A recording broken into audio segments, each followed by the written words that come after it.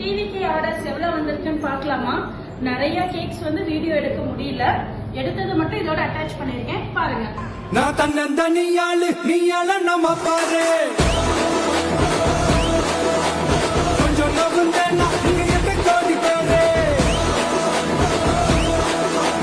நல்ல பால் கேட்டு எங்க விசில சத்தம் கேட்டு நல்ல பங்கவான நீ விசில கடி ஓட்டு